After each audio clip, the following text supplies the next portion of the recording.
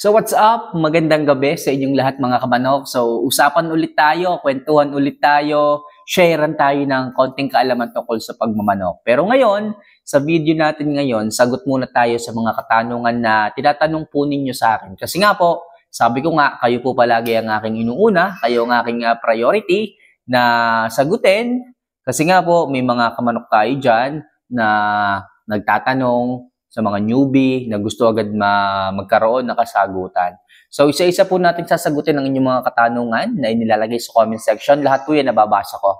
Kaya mga kabanok, isa lang palagi hinihiling ko, don't forget to click the subscribe button at notification bell para sa mas marami pang advice, mas marami pang chicken talk na ating pag-uusapan. So ngayon, ang unang katanungan ay galing kay Russell Gado. Ayan, so boss, ang payat ng manok ko, paano po patatabain? Thank you po sa sagot mo. Actually, mga kamanok, marami kasing factor kung bakit ayaw tumaba, kung bakit hindi tumataba kahit magana naman kumain. Yung iba naman, pihikan, paano tataba, di ba?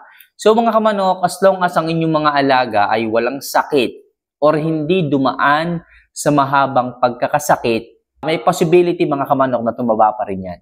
Okay? So, lagi ko sinasabi sa inyo, tingnan po ninyo kung may sakit, kung may sipon, okay? Kung may nararamdaman ng inyong mga alaga. Baka mamaya kung may halak pala yan, napasma na yan, okay? Alam niyo yung balahibo na dry na dry? Dry na siya tapos sobrang payat niya. Parang ang kanyang frame ng buto, talagang masasalat mo talaga. Pagka ganun mga kamanok, medyo hassle na po yung patabain. Kasi nanggaling na siya sa mahabang pagkakasakit Huwag niyo na pong pilitin pagka ganun. Pagka masyado ng lubog yung ganito pinakapisnge, huwag niyo na pong pilitin mga kamanok. Yung po kasi ay palatandaan na ang isang manok ay dumaan sa pagkakasakit. Hindi lang isang araw, kundi mahabang pagkakasakit. Lumulubog po yung ganito nila. Although meron namang mga linyada na lubog talaga yung ganito, pero para sa akin, mas piliin po ninyo yung maayos, yung makakapalang pisngi. So, sila po ay healthy po talaga, hindi po sila nagkasakit ng sobrang tagal. So, ang tanong mo ay ayaw tumaba. So, gamutin mo kung may sakit.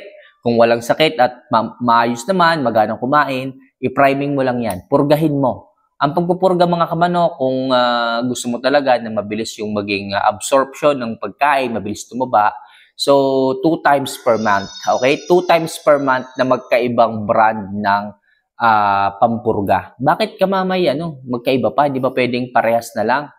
Kailangan po nating magpabago-bago ng pampurga kasi may mga specialty po yan.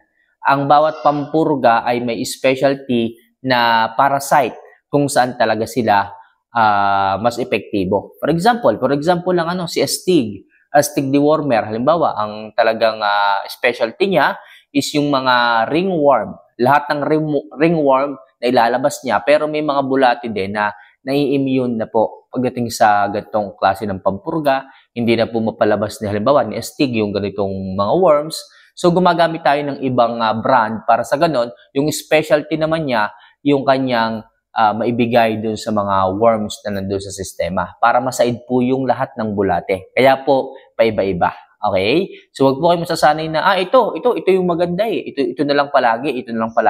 Okay lang kung iba't ibang manok ang bibigyan. Pero kung parehas lang din naman ng manok, mas maganda kung magkakaiba, paminsan-minsan, ibahin mo. For example, sa loob ng isang buwan, magbigay ka ng Astig, next month, City William, next month, Wormal, next month, o kung ano pa man. Basta iba-ibahin yung mga kamanok para sa ganun, masaid po lahat ng bulate sa sistema ng ating mga alaga. Okay? So, sana makatulong. So, sa ganyang paraan na nai-eliminate po natin yung mga problema kung bakit ayaw tumaba.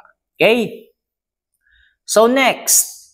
Ito galing kay Ronaldo Gerolao. Ayan. Sir, paano magbabad ng Jackie Oats lampas ang tubig? Okay, actually, idol, may mga video ako na ginawa kung paano talaga yung proper way kung paano talaga magbabad ng Jackie Oats. Okay, panoodin mo na lang. Pero bibigyan kita ng mabilis ang pasada para lamang meron kang idea. So, pag magbabad ng Jackie Oats, mga kamanok, ilagay nyo lang po yun sa isang malinis na lalagyan. Make sure hindi po siya madumi. Kailangan mga kamanok, yung lalagyan po ninyo, kung halimbawa, kalahati ng timba, yung Jackie Oats, So, kalahati din po noon ang tubig. Okay? Para po parehas. Kung halimbawa, ay half liter ang taas ng Jackie Oats, half liter din po yung tubig. Para po proportion po sila. Hindi po masyadong maraming tubig pagka yan ay sisipsipin po kasi yan. Sisipsipin po kasi ng Jackie Oats yung tubig hanggang sa maiga, ma-dry out. So, yung tubig mapupunta doon sa Jackie Oats, magkakaroon siya ng moisture, okay? So, tataas yung fiber. Pag kinain ng manok, gagaan yung manok, bubulto. Okay? Kasi nga mayaman sa amino acid. Ganun lang po. Babad kayo, araw-araw haluin po ninyo, araw-araw buksan para makasingaw. Kasi po sa pagsingaw po ng Jackie Oats, doon po mangyayari na magpe-ferment po ng maganda hanggang sa maging malapot at magustuhan na po ng ating mga alaga. Okay, balikan mo yung mga videos ko, marami akong ginawa, makakatulong yan kung paano makakapag-ferment ng maayos. Okay? So next, ito galing kay PJ Alagos. Ayan, so hello idol, tanong lang po, pwede po ba magbigay ng multivitamins B50 twice a week? Okay? So pwede po. Pwede po yan. Twice a week naman po siya Hindi naman po siya araw-araw. So, ang ating mga alaga ay makaka-adapt po sa vitamins na ating ibinibigay. Anti-stress po yan mga kamanok. B50, anti-stress po talagang ang ating mga alaga ay mas maganda po ang production ng red blood cell. Ang ating pong mga alaga, mapulang mukha, healthy, hindi po agad napuan ng sakit kapag binibigyan natin ng multivitamins na B50. Anti-stress po. Kung ang ating mga alaga ay parang nalulungkot, parang magkakasakit, so si B50 po ang in charge para po hindi po tumuloy yung kanyang sakit at mapalitan nyo ng mga nutrients, ng mga probiotics, tsaka yung production ng red blood cell, mas magiging maganda po yung sirkulasyon ng dugo ng ating mga alaga. Kaya po ang ating mga alaga, pag magandang sirkulasyon, mapula po ang mukha at masigla po sila. Okay? So yun po, pwede po siyang bigyan 2 times per week. Okay? So mega shoutout naman kay kay Noel Barrion. Ayan, so continue idol your educational journey. Okay? So thank you po. Ito mga kamanok galing kay Avelina Briones. Ayun. So idol, bakit iba-iba ang bituka ng manok? Depende sa linyada ng manok ang bituka. Okay, so intestine. So, he is pertaining sa intestine o bituka ng ating mga alaga. So, may mga nagsasabi na magkakaiba daw po ang bituka ng ating mga alaga, yung intestine. So, merong mahaba, merong maiksi. Okay, so, pero ako, hindi ko masyado tinitingnan yan eh. Siguro yung mga veterinaryo na nag-aral talagang nung katawan ng mga manok, tinignan nila kung sino ba yung mga linyada na may mahaba, may maiksi. Parang kung hindi ako nagkakamali, yung hatch, parang hindi ko alam kung maotdo ba yung bituka niyan, kaya mabilis siyang mag-empty. Hindi ko sigurado kasi may mga linyada talaga na magkakaiba eh.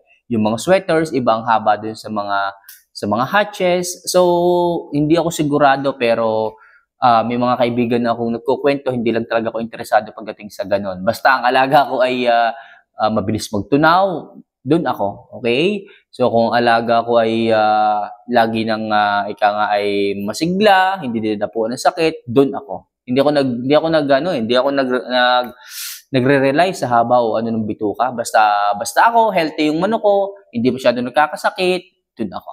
Okay? So, pero sabi nga nila, magkakaiba daw po ang sizes, ang haba ng bituka, depende sa linyada. Tama po kayo. Okay, ito galing kay Victoria Bolivar. Ayan. So, idol, tanong lang po, hindi ba nakakasama sa tao ang Belamil? Kasi nag-inject kasi ako ng manok ko. Okay? Nag-inject ako ng manok ko, tapos mag-isa lang ako, lumikot kasi yung manok, idol, na-injectan yung kamay ko. Sana masagot mo, idol. Actually, kung konti lang naman, wala namang problema yan. Hindi naman siya masyadong makaka-apekto sa'yo. Pero kung medyo madami-dami, kumonsulta ka na sa doktor. Baka kasi mamaya, makasama yan. Okay? So, dapat kasi, kapag pumiglas ang manok, okay, pumiglas yung manok or lumikot yung manok, dahil nagbibigay tayo ng injectable supplements, normal naman po yun kasi nga inaalagaan naman natin sila, nagbibigay tayo ng vitamins sa kanila, normal po yun na lumikot, na gumalaw yung manok. So, kapag ganun gumalaw, nagbibigay tayo ng injectable supplements, bitawan nyo po yung injectable supplements, yaan nyo pong malaglag, mahulog yung injectable supplements. Huwag nyo pong isunod yung kamay ninyo kasi nga po, hassle po yun. Okay? So, ang payo ko sa iyo, kung konti lang, okay lang yan.